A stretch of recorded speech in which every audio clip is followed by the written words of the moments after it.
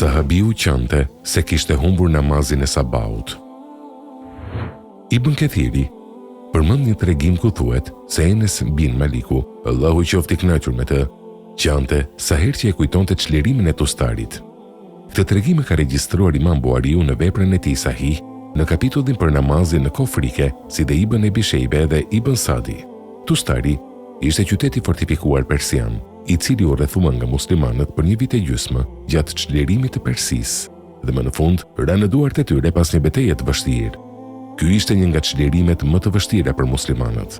Nëse rrethimi i Tustarit përfundoi me triumf për muslimanët dhe nëse ata festuan fitoren e tyre, atëherë pse ky sahabi nderuar, Enes bin Maliku, Allahu qoftë i kënaqur me të, qante sa herë që e kujtonte këtë betejë? Pse qante kur muslimanët kishin korrur një fitore të lavdishme? Ja pse. Porta e kështjellës së Tustarit u hap disa orë para namazit sabahut dhe ushtria muslimane hyri brenda kështjellës, ku ndodhi një betejë e madhe brenda mureve të qytetit midis 30.000 muslimanëve dhe 150.000 persianëve. Ishte një luftë e ashpër dhe çdo moment sillte vdekje dhe rrezik për ushtrinë muslimane. Situata ishte jashtëzakonisht e vështirë dhe e rrezikshme, por në fund Allahu u dha fitoren muslimanëve, të cilët triumfuan mbi armikun e tyre. Kjo fitore ndodhi pak pasi dielli kishte lindur dhe muslimanët e kuptuan se koha e namazit të sabahut kishte kaluar. Gjatë kësaj betejë të ashpër, ku shpatat lëshoheshin mbi kokat e tyre, ata nuk mundën ta falnin sabahun në kohë. Enes bin Maliku qante sepse për herë të parë në jetën e tij nuk ishte mundur ta falte namazin e sabahut në kohë.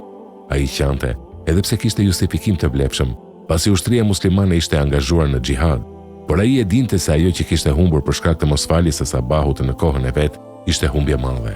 Enesi, Allahu qoftë i kënaqur me të, thoshte: "Çfarë është Tustari? Kam humbur namazin e sabahut, për të cilin do të jepja të gjithë këtë botë." Në bazë të kësaj, ne kuptojmë se sahabët e pejgamberit alayhis salam korrën fitore edhe në betejat më të vështira. Prandaj, le ta pyesim veten tonë: cila është vlera e namazit të sabahut në jetën tonë? Shokët e pejgamberit alayhis salam e sakrifikonin jetën e tyre në rrugën e Allahut. A mundemi ne të sakrifikojmë gjumin tonë në rrugën e Allahut? Nëse jo, për çfarë fitore mund të shpresojmë? Zoti im, më fal mua dhe të gjithë muslimanët dhe na mëshiro me mëshirën tënde të madhe. Amin.